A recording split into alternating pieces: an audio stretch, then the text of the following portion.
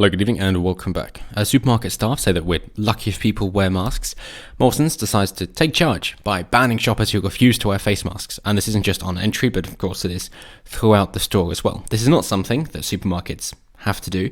It is not down to the supermarkets to enforce the laws. It is down to the police. If the supermarkets wish to, then that is for themselves. Of course, they can report people and go through the legal challenges afterwards at present, but they can't force somebody to wear a mask. At that point, if somebody does refuse, they would have to get security involved, and so on and so forth. So, in order to try and stop that from happening, and in an attempt to bring in more customers, they are using their security detail to enforce the rule so that the police don't need to get involved. And by making this public, of course, they're hoping that they'll be bigger than just the fourth biggest supermarket chain in the United Kingdom. That's what they're hoping. So from Monday, shoppers who refuse to wear face masks offered by staff will not be allowed inside unless they are medically exempt. How are you going to know if they're medically exempt? That's the biggest issue. We don't have the same protections as they do in America to not be asked about their medical exemptions. But nonetheless, in the UK, what kind of evidence are you going to accept then, Morrisons? If I were to say I'm medically exempt, am I going to have to prove my illness to you? And then what level of proof of illness are you going to accept? And do you really want to go down that rabbit hole? I'm sure there are people more than willing to try and catch you out. And in doing so, of course, have a massive legal settlement because you're discriminating unlawfully. So I think that's what you've opened yourself up to. So I will presume that the other big retailers like Tesco, Asda, Sainsbury's, Waitrose, and so on will not go along with this until they see the legal ramifications. If they give it a couple of weeks to a month and then see how the sales compare, if Morrisons increase, of course they'll adopt it. If they decrease, then of course they won't. And if there's a big legal challenge, then naturally they won't either. So the announcement comes amid concerns that social distancing measures are not being adhered to in supermarkets, because of course they're not. People will pick something up, they will put it back, and it doesn't make any sense if you're trying to slow the spread of a virus to limit everybody to go to the same place. For example, if you just wanted to go to get a bicycle chain because your chain on your bicycle has broken, instead of then going to that store and you'd be the only customer in that store at the time, you now have to go to a supermarket which has that section for it. You're going to come into contact with far more people than if you just went to get your bike chain. But that's what's been decided here. Good job. So yes, of course it's not being adhered to in supermarkets. Other things, of course, picking things up and putting them back down. What are you going to do about that? And what about if people wish to smell car fresheners or candles? How's that going to work? I think we all know already. So yeah, if you're really trying to control everybody so much, you don't understand human nature. Vaccines Minister Nadim Zahawi said the government is concerned shops are not enforcing rules strictly enough. Ultimately, the most important thing to do now is to make sure that actually enforcement, and of course the compliance with the rules when people are going to supermarkets, are being adhered to, he told Sky News. We need to make sure people actually wear masks and follow the one-way system. So, would they bring around more police to supermarkets? No, because there's already enough crime going on without trying to stretch out the police any thinner. Instead, it's trying to push the narrative so that the individual businesses take it onto themselves in order to pay for the added security in order to enforce these rules. That is what he's doing. So Morrison said it had introduced and consistently maintained thorough and robust safety measures in all our stores since the start of the pandemic. But it said, from today, we are further strengthening our policy on masks. Security guards at the UK's fourth biggest supermarket chain will now be enforcing the rules. Hey, I suppose this is a litmus test for the rest of us, isn't it? Which way is this going to go? Is Morrisons going to become more popular because of this move? Or is it actually, maybe, just maybe, going to have quite a severe drop-off? Because other reports have said that about a third of people who go into supermarkets don't bother to wear the muzzle. They don't bother covering their face. And, of course, others, once they've paid for their shopping and they're leaving, they will then remove their mask because they're going to be asked to leave. Well, they're already leaving.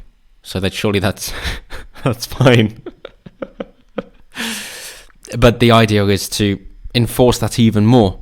A big brother, if you will. Just make sure that everybody's on board with removing your freedoms. And yes, do try and combine corporations and the law into one synergized system, blending corporations and courts. I think there's a word for that. Not sure if I'm allowed to mention it though. So Morrisons Chief Executive David Potts said, those who are offered a face covering and decline to wear one won't be allowed to shop at Morrisons unless they are medically exempt. You'll need to go into more detail than that, mate. Our store colleagues are working hard to feed you and your family. Please be kind. Earlier on Monday, Mr. Zahawi stopped short of saying that supermarket staff should be responsible for enforcing rules on face masks because he knows that they can't be. So in England, the police can issue a £200 fine to someone breaking the face covering rules. In Scotland, Northern Ireland and Wales, a £60 fine can be imposed. Repeat offenders face bigger fines. Yes, they keep doubling, but it is half if paid off within 2 weeks. Seeing as about half of these fines haven't been paid anyway, where's this going to go? I would say it's unconstitutional, but good luck bringing about a constitutional argument in the UK. We know how that worked out for the gym owners in Southampton. So, however, the British Retail Consortium said that workers have faced an increase in incidents of violence and abuse when trying to encourage shoppers to put them on. Yes, people are getting sick of this because we keep being lied to. 2 weeks to flatten the curve. Just till Easter. November lockdowns. We can have Christmas. Rinse and repeat. Andrew Opie, Director of Food and Sustainability at the BRC, added, supermarkets continue to follow all safety guidance and customers should be reassured that supermarkets are COVID secure and safe to visit during lockdown and beyond. Customers should play their part too by following in-store signage and being considerate to staff and fellow shoppers. So should it be down to the individual businesses? No, of course not, because the NHS, which means you have to be told how to live. Otherwise, the NHS wouldn't work. And don't you just know that the NHS would work and it will work and it can work if only you do everything that you're told. It's not the government mismanaging that's the problem. Definitely not. It's you as an individual that you don't know what's best for you.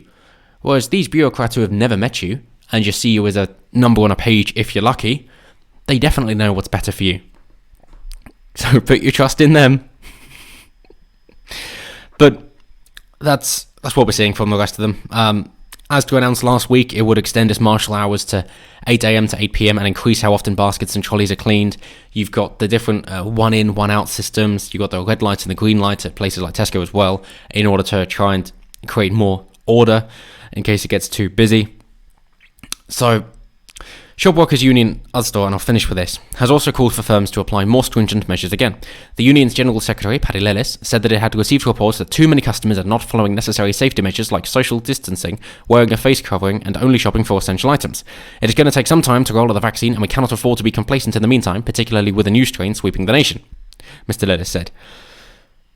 The trade union also suggested that one-in, one-out policies and proper queuing systems should be reintroduced in supermarkets. It added that these systems should be managed by trained security staff where necessary. So many demands. It's brilliant, isn't it? Isn't it just fantastic? So again, essential items. Who's going to decide what is essential and isn't? Who's going to decide what is an essential shop and what isn't? It's just a centrally planned economy at that stage. And yeah, your bike might be vital for you to go to work and get an income. For other people, it might be a hobby. So then, is it essential for you but not for them? So is the item itself essential? Well, you don't know, because surely it depends on yourself. Right. Or what about, of course, flooring? To some people that is essential. I mean, it could be their livelihood, or it could be because their floor's broken. And surely that's also another safety hazard. Same goes for roofing. That will then destroy the rest of the house. And what about growing your own food? Yeah. There are an abundance of things like this that cannot be discerned as to what is essential and what isn't, because it comes down to the individual and their own needs. And when they say, oh, it's going to take some time to roll out the vaccine, yes, of course, not everybody's going to want to take it, so what then? Is then just the slow thing in order to try and win people over so that you can squeeze them into having to get it and forcing it, injecting things into people against their will? Is that where things are going? Because, I thought that sounded ridiculous. But seeing how things have gone so far, I'm not so sure anymore that is such a ridiculous proposition. But of course it gets even better, because even when you have been vaccinated, you're still asked to follow these rules, including face masks and the like, and the social distancing. Well, then what was the point in getting vaccinated? Are you saying that the vaccine then doesn't work? Well, then why are you injecting people? And what is it if it isn't a vaccine? But hey, I'll leave you to wear your own tinfoil hats. But do let me know what you guys think down below. How is this going to pan out for Morrisons? Are they going to do better or are they going to do worse? Are we going to see them leading the way and trying to increase their market share through this policy? Is it just going to be a great time to be a security guard for supermarket firms? Either way, let me know down below. Always intrigued to hear what you guys have to say. And as always, until next time, have a good one.